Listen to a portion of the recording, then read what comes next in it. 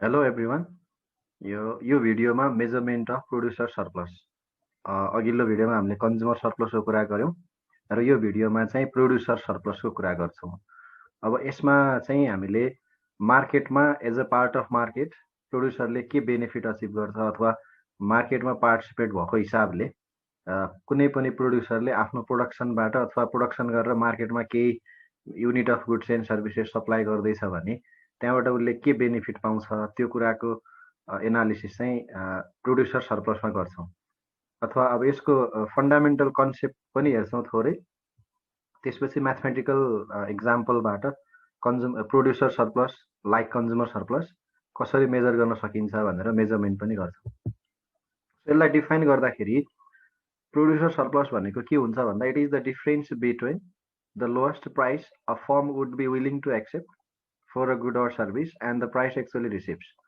अथवा कुनै पनि सर्टेन युनिट अथवा जति पनि युनिट हुन्छ अथवा सिङ्गल युनिटै भने पनि प्रोड्युसरले एउटा सिङ्गल युनिट प्रोडक्सन गर्दाखेरि पनि केही न केही कस्ट बेयर गरेको हुन्छ। फ्याक्टर्स अफ प्रोडक्सन कम्बाइन गरेर उसले प्रोडक्सन गर्ने हो। सो एउटा सर्टेन मिनिमम सप्लाई प्राइस हुनुपर्छ मार्केटमा सप्लायरको लागि to supply certain output into the market. जस्तो हामीले यहाँ सप्लाई कर्भ हेर्ने हो भने ओएल पार्टले के देखाउँछ, जस्तो ओएल पार्ट छ हाम्रो यहाँ, ओएल पार्टले के देखाउँछ भन्दा मिनिमम सप्लाई प्राइस अथवा ओएल पार्टलाई हामीले फिक्स कस्ट अथवा स्टार्टअप कस्ट पनि भन्न सक्छौँ। किन भन्दा इभन ओएल प्राइसमा सप्लाई जेरो छ नि त, सप्लाई नै छैन। जस्तो हाम्रो यो डायग्राम हेर्ने हो भने डायग्राममा हामीले ओके यो ओएल पार्टमा अथवा यति यति जुन यो प्राइस छ, यो प्राइस एक्सिस हुने भयो। ओएल लेभलको प्राइस छ, यो प्राइसमा यति लेभल अफ प्राइसमा सप्लाई नै देखिँदैन, जेरो सप्लाई हुन्छ। अथवा सप्लाई स्टार्ट यहाँबाट हुँदैछ, त्यो सप्लायरको सप्लाई चाहिँ यहाँबाट स्टार्ट हुँदैछ। It means even at price OL और यहाँनिर हामीले P1 प्राइस मान्ने हो भने even at P1 price there is zero supply. It means at least P1 price is needed to start the supply into the market. त्यसको मतलब marginal cost अथवा one unit production गर्नको लागि OP1 बराबरको कस्ट चाहिँ त्यो सप्लायरले बेयर गर्दो रहेछ। त्यसलाई चाहिँ हामीले मार्जिनल कस्ट भन्ने भयो। त्यसैले हामीले एउटा कुरा के बुझ्नुपर्छ भन्दाखेरि अब हामी यो पछि डिस्कसन गर्दै गर्छौँ। मार्जिनल कस्ट कर्भ भनेकै सप्लाई कर्भ हो क्या। बिजनेस इन्डिभिजुअल बिजनेस फर्मको होस् अथवा मार्केटको होस्, कुनै पनि बिजनेस फर्मको मार्जिनल कस्ट कर्भ भन्नु नै सप्लाई कर्भ। तर entire part of marginal cost curve supply curve होइन, त्यो हामी पछि डिल गर्छौँ। अब यहाँनिर यो सप्लाई कर्भलाई हामीले मार्जिनल कस्ट कर्भ पनि भन्छौँ। किन भन्दाखेरि जति जति युनिट एडिसनल प्रोडक्सन गर्दै गयो त्यति त्यति मार्जिनल कस्ट बढ्दै जान्छ due to different reasons. Marginal cost के हुन्छ, जति जति हामीले आउटपुट बढाउँदै लग्यो त्यति त्यति मार्जिनल कस्ट बढ्दै जान्छ। त्यही भएर सप्लाई कर्भ अपर स्लोपिङ हुन्छ। किन, कुन सेन्समा भन्दाखेरि मार्जिनल कस्ट बढी भएको कारणले सप्लायर्सले के एक्सपेक्ट गर्छ भन्दा मार्केटमा प्राइस पनि बढी भयो हुन्थ्यो। So when there is increase in price in the market suppliers will supply more quantity. किनकि प्राइस बढी हुने होइन अथवा प्राइस इन्क्रिज हुने होइन भने सप्लायरले बढी सप्लाई गर्नै सक्दैन, किनकि मार्जिनल कस्ट बढिरहेको छ एकातिर। अनि त्यो बढिरहेको इन्क्रिजिङ मार्जिनल कस्टलाई फुलफिल गर्नको लागि price should be also increase. So त्यो मार्जिनल कस्ट बढिरहेको इन्क्रिजिङ ट्रेन्डको मार्जिनल कस्टलाई फुलफिल गर्नको लागि प्राइस पनि बढ्नुपर्छ। त्यही भएर प्राइस बढ्यो भने सप्लायरले सप्लाई पनि बढाउँछ अनि त्यहाँबाट उसले प्रफिट अटेन गर्न सक्छ। सो यहाँनिर के भन्न खोजेको भन्दाखेरि a producer surplus is difference between lowest price भनेको मिनिमम एउटा प्राइस त चाह्यो नि त, difference between minimum price a firm would be willing to accept.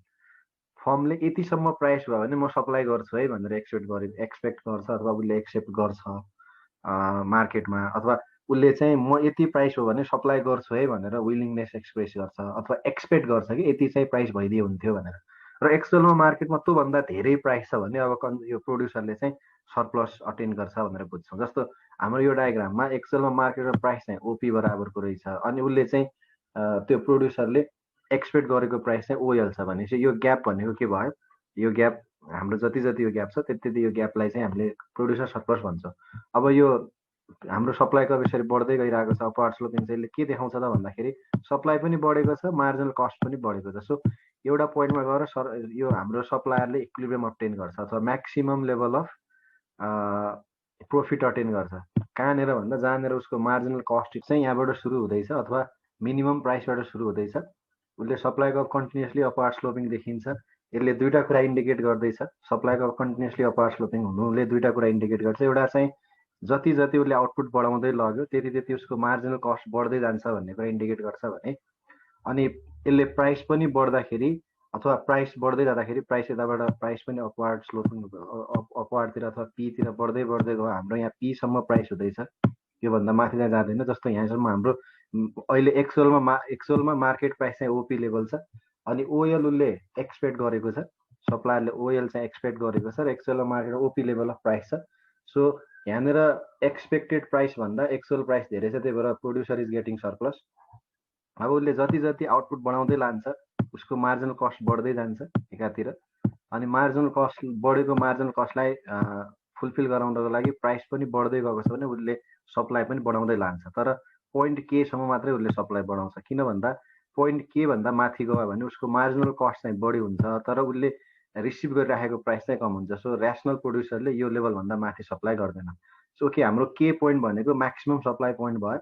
So अब यहाँनिर पिके भनेको प्राइस लाइन भयो, एक्चुअल मार्केटमा भएको प्राइस लाइन, अनि यो प्राइस लाइन भन्दा मुनि र सप्लाई कर्भ भन्दा माथिको एरिया जुन हुन्छ त्यो एरियालाई नै हामीले प्रोड्युसर सरप्लस भन्छौँ। सो यहाँनिर मैले यसलाई चाहिँ ए लेखेँ, स्मल ए लेखेँ, अथवा यो चाहिँ स्मल एले रिप्रेजेन्ट गरेर यो राइट एङ्गल ट्रायङ्गल जुन आउँछ स्मल ए, त्यो भनेकै प्रोड्युसर सरप्लस हुन्छ। ओके, सो प्रोड्युसर सरप्लस के रहेछ त भन्दाखेरि it is benefit obtained by producers participating in to the market. अब उसले मार्केटमा पार्टिसिपेट नभएको भए उसले गरेको प्रोडक्सनको ओपी भ्याल्यु उसले पाउँदैन थियो। उसले मिनिमम एक्सपेक्ट गरेको ओएल बराबर छ, यहाँबाट उसको सप्लाई सुरु हुन्छ, उसले सप्लाई कन्टिन्यू गर्दै गर्दै के पोइन्टसम्म लान्छ। सो के पोइन्ट भन्दा माथि उसले सप्लाई गर्दैन, लस हुन्छ उसले त्योभन्दा माथि सप्लाई गर्दाखेरि। पोइन्ट केमा उसले रिसिभ गरेको प्राइस छ उसको कस्ट इक्वल हुन्छ, अथवा marginal revenue equal to marginal cost हुन्छ। सो पोइन्ट के भनेको उसको लागि इक्विलिब्रियम पोइन्ट हुन्छ। अब के भन्दा बियोन्ड उसले सप्लाई गर्यो भने लस हुन्छ। देयरफोर यसरी हामीले प्रोड्युसरको सरप्लस कति हुन्छ र यसलाई कसरी मेजर गर्न सकिन्छ भन्ने कुरा डिल गर्न सक्छौँ। अब यो इक्जाम्पलमा प्रोड्युसर सरप्लस कति भयो भने हामीले यो पिएलके जुन राइट एङ्गल ट्रायङ्गल छ यसको एरिया मेजर गऱ्यौँ भने त्यो एरिया बराबरको भ्यालु नै प्रोड्युसरले सरप्लस अब्टेन गर्छ by selling OJ level of output into the market at OP price. Okay, so यो अहिले हामी म्याथमेटिकली पनि हेर्छौँ। देयरफोर प्रोड्युसर सरप्लसको फर्मुला के रहेछ भन्दाखेरि, अथवा यसलाई डिफाइन गर्ने हो भने, यो फर्मुला डिराइभ गर्ने हो भने हामीले यो फर्मुलाबाट यसको डेफिनेसन डिराइभ गर्न सक्छौँ। अमाउन्ट रिसिभ बाई सेलर और actual price paid to seller और पेड बाई कन्ज्युमर भन्न पनि पाइयो। अमाउन्ट रिसिभ बाई सेलर और actual price paid to seller divided by minimum supply price और कस्ट अफ सेलर। सो यहाँनिर ओएल भनेको हाम्रो मिनिमम सप्लाई प्राइस हुन्छ, मिनिमम एक्सपेक्टेड प्राइस हुन्छ भने ओपी भनेको एक्चुअल प्राइस छ। सो त्यो दुईटाको ग्यापलाई नै हामीले प्रोड्युसर सरप्लस भन्छौँ। सो यसलाई डिफाइन गर्दाखेरि फेरि मैले एकचोटि डेफिनेसनको कुरा गर्छु यहाँ। Producer surplus is the difference between the minimum price a firm would be willing to accept for a good or service to supply into the market and actual price the business firm is receiving. So supply कर्भले marginal cost curve पनि represent गर्छ मैले भनिहालेँ, त्यही भएर यो upward sloping हुन्छ। अनि due to increasing marginal cost supply curve is always upward sloping. The minimum supply price is reflected by or shown by supply curve which is OL in this case. Minimum price कति हुन्छ मार्केटमा अथवा supply कहाँनिरबाट सुरु हुन्छ भन्दाखेरि minimum price अथवा minimum supply price कति छ और कस्ट अफ द सेलर कति छ भन्ने कुरा यहाँनिर हुन्छ है त। यो ओएल भनेको हाम्रो केसमा चाहिँ मिनिमम सप्लाई प्राइस भयो। ओके, अब यसको मेजरमेन्ट कसरी हुन्छ भन्ने कुरा हामी विथ म्याथमेटिकल एक्जाम्पल हेर्छौँ। Suppose the given market supply function is equals to minus 100 plus 10p. If the price of the product in the market is rupees 20, then calculate the producer surplus भने supply function दिएको छ q equals to minus 100 plus 10p. मार्केटमा price चाहिँ 20 rupees दिएको छ। So 20 rupees price हुन्जेलसम्म कति supply गर्छ त्यो पनि चाहियो हामीलाई, अथवा 20 रुपिस मार्केट प्राइस हो अनि त्यतिन्जेलसम्मको उसको इक्विलिब्रियम क्वान्टिटी अफ सप्लाई कति हुन्छ त्यो पनि चाहियो। अनि त्यसपछि त्यो क्वान्टिटी सप्लाई गरुन्जेलसम्म प्रोड्युसरले कति सरप्लस अब्टेन गर्दछ त भन्ने कुरा पनि चाहियो। अब यो जहिले पनि सप्लाई कर्भको मद्दतबाट गर्छौँ producer surplus. So to derive the producer surplus first we have to draw a linear supply curve from the given linear supply function. From the given linear supply function we can see that supply curve makes x-intercept left to the origin। अथवा हामीले यहाँनिर x-intercept हेर्ने हो भने उ त्यहाँ a को value negative हुने भएर के रिप्रेजेन्ट गर्छ त भन्दाखेरि नेगेटिभ ए को भ्यालु नेगेटिभले हामीलाई रिप्रेजेन्ट गर्ने कुरा के हो भने हाम्रो सप्लाई कर्भ कुनै न कुनै पोइन्टमा प्राइसलाई टच गरेर जान्छ अथवा प्राइस एक्सिसमा हाम्रो जुन प्राइस एक्सिस छ प्राइस एक्सिसको कुनै एउटा पोजिटिभ प्राइसलाई इन्टरसेप्ट गरेर यो कर्भले यता हाम्रो क्वान्टिटीलाई चाहिँ नेगेटिभ लेफ्ट रिजनतिर या कट गर्छ भन्छ। अब एक्स इन्टरसेप्टको भ्यालु कति हो भने यतातिर नेगेटिभ आउँछ। सो हाम्रो ए को भ्यालु नेगेटिभ हुनुको मिनिङ त्यो हो। अब यसको बारेमा हामी छुट्टै कुरा गरौँला अथवा यसको बारेमा मैले छुट्टै भिडियो पोस्ट गरेको छु। कुन बेला हाम्रो प्राइसलाई कट गरेर जान्छ, कुन बेला ओरिजिनबाट जान्छ, कुन बेला चाहिँ हाम्रो पोजिटिभ इन्टरसेप्ट बनाएर सप्लाई कर्भ जान्छ भन्ने कुरा छुट्टै डिल गरेको छौँ, त्यता हेर्नु होला। अब यहाँनिर जस्तो अलमोस्ट हामीलाई क्वेसन यसरी नै नेगेटिभ इन्टरसेप्ट भएको क्वेसन हुन्छ, किनभने मिनिमम प्राइस त्यसले देखाउँछ जहाँनिर नेगेटिभ इन्टरसेप्ट छ सप्लाई कर्भको, अनि यसले चाहिँ मिनिमम प्राइस एउटा सर्टेन हुनुपर्छ भन्ने कुरा देखाउँछ। सो प्र्याक्टिकल केसमा यही नै हुन्छ। सप्लाई इन्टरसेप्ट छैन भने जेरो प्राइस हुँदाखेरि पनि सप्लाई गर्न सक्छ भन्ने कुरा त इकोनोमिक्समा त्यति सेन्स गर्दैन। अनि त्यसपछि पोजिटिभ इन्टरसेप्ट दिएको छ यहाँनिर, यदि 100 पोजिटिभ थियो भने हाम्रो सप्लाई कर्भ यतातिरबाट यसरी ड्राइभ गर्थ्यौँ, त्यसको मतलब प्राइस जेरो हुँदाखेरि पनि सर्टेन सप्लाई छ भन्ने कुरा हुन्थ्यो। अब यहाँनिर हाम्रो यस्तो केसमा प्रोड्युसर सर्प्लस मेजरै गरेनौँ हामीले। ओके, सो के हो त भन्दाखेरि यसरी दिन्छ। यसको मतलब चाहिँ हाम्रो सप्लाई कर्भले प्राइस एक्सिसमा कुनै न कुनै पोजिटिभ प्राइसमा टच गरेर सप्लाई कर्भ सुरु हुन्छ है भन्ने कुरा बुझ्छौँ। यसले x एक्सिसमा left to the origin intercept भन्नुको मिनिङ यतातिर कतै इन्टरसेप्ट बनाउँछ। त्यसको मतलब हाम्रो सप्लाई कर्भ चाहिँ कुनै न कुनै एउटा प्राइस एक्सिसको अथवा वाइ एक्सिसको कुनै एउटा प्राइसतिरको पोइन्टलाई टच गरेर त्यहाँबाट सप्लाई कर्भ सुरु हुन्छ है भन्ने कुरा देखाउँछ। सो हामीले ड्र गर्दा यसरी नै गर्छ। ओके, हामीलाई के चाहियो त भन्दाखेरि त्यही पोइन्ट चाहिन्छ। अब कहाँनिरबाट सुरु हुन्छ अथवा मिनिमम सप्लाई प्राइस कति हो, what is the minimum supply price, त्यो चाहियो। अथवा कुन पोइन्टबाट हाम्रो सप्लाई कर्भ सुरु हुन्छ भन्ने कुरा चाहियो। त्यसको लागि मैले अघि पनि भने that is the price or minimum supply price, that is the minimum supply price at which there is zero quantity supply। अथवा यहाँनिर वाइ यो हाम्रो वाइ एक्सिसमा सप्लाई कर्भ कहाँनिरबाट सुरु हुन्छ अथवा त्यो प्राइस जुन प्राइसबाट हाम्रो सप्लाई कर्भ सुरु हुन्छ भनेर थाहा पाउनुपर्छ।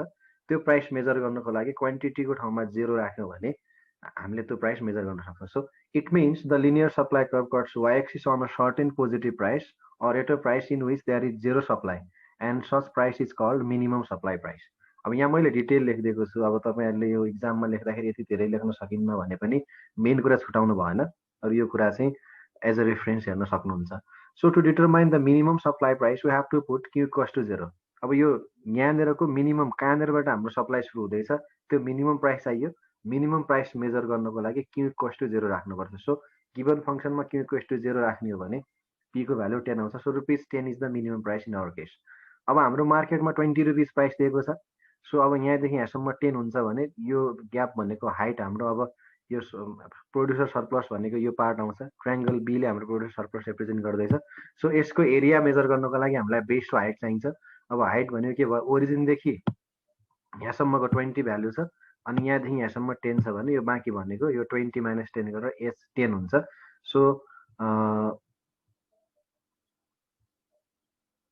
यहाँनिर अगेन डबल भएको रहेछ, sorry. Again at the given price, हाम्रो गिभन प्राइस ₹20 छ। अगेन एट गिभन प्राइस 20मा कति क्वान्टिटीसम्म सप्लाई गर्छ अथवा इक्विलिब्रियम हुने क्वान्टिटी कति हो भन्नको लागि हामीले त्यो पी को भ्यालु सप्लाई फङ्सनमा सब्स्टिट्युट गऱ्यौँ भने 100 युनिट पाउँछौँ। अथवा त्यो सप्लायरले 100 युनिटसम्म सप्लाई गर्छ अनि 100 युनिट सप्लाई गर्दाखेरि उसको इक्विलिब्रियम चाहिँ अपडेट हुँदो रहेछ। अथवा 8 पोइन्ट केमा सप्लायरको लागि marginal benefit equal to marginal cost हुन्छ। त्यही भएर के भन्दा माथि अथवा 100 युनिट भन्दा माथि उसले सप्लाई गर्दैन भनेर बुझ्छ है त। किनभने जस्तो 100 युनिट भन्दा माथि उसले सप्लाई गर्यो भने यति बराबरको उसलाई चाहिँ लस हुन्छ कि यो भाग बराबरको लस हुन्छ उसलाई, किनभने उसले ₹20 भन्दा बढी पाउने छैन पर युनिटको, तर उसको कस्ट बढ्दैछ भने यहाँ जति जति बढी उसले सप्लाई गर्यो त्यति त्यति उसको लागि के हुन्छ, कस्ट बियर हुँदै जान्छ अथवा सर्प्लसको ठाउँमा उसलाई चाहिँ लस हुन्छ। त्यही भएर उसले अप्टिमम पोइन्ट कुन हो, पोइन्ट के हो। So that is producers equilibrium point. अनि पोइन्ट के पाउनको लागि के हो त, प्राइसको भ्यालु हामीले सब्स्टिट्युट गर्यौँ भने कति युनिट सप्लाई गर्दाखेरि उसले इक्विलिब्रियम अब्टेन गर्छ भन्दा 100 युनिट आन्सर आउँछ हाम्रो। सो यहाँनिर अगेन दुईचोटि भएको रहेछ, यसलाई कन्सिडर गर्नु होला। अब चाहिँ हाम्रो के थाहा भयो, यहाँबाट धेरै कुरा थाहा पाइसक्यौँ। मिनिमम सप्लाई प्राइस थाहा भयो, हाइट पनि थाहा भयो, बेस पनि थाहा भयो। बेस भनेको 100 पनि थाहा भयो भने अब हामीले सिधै यो हाम्रो राइट एङ्गल ट्रायङ्गल बी को एरिया मेजर गर्यौँ भने त्यति बराबरको प्रोड्युसरले सरप्लस अब्टेन गर्छ due to participation in the market भनेर हामीले डिफाइन गर्न सक्छौँ। सो अब यसलाई नै हेरौँ बाँकी। Okay, so from the diagram we can calculate the producer surplus as area of triangle B. So त्यो भनेको 1/2 into base into height हुन्छ। 1/2 base भनेको 100 भयो, हाम्रो यहाँ देखाइएको छ 100 equal to base into height भनेको 10 छँदैछ। So this equals to 500. Therefore value of producer surplus is 500 when the market price is ₹20 and supply function is equals to -100 plus 10p.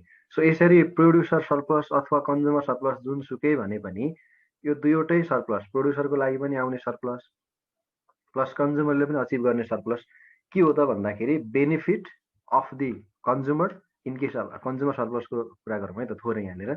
In case of consumer surplus के हो त consumer surplus भनेको भन्दा benefit of the consumers or benefits to the consumers from participating in the market, अथवा consumer मार्केटमा participate भएको भएर उसले कति पायो त्यसलाई कन्ज्युमर सरप्लस भन्छ भने प्रोड्युसर सरप्लस के रहेछ यहाँनिर यो प्रोड्युसरले being a part of market what he has obtaining है त, उसले what he has been obtaining or what he has obtain from the his or participation in the market.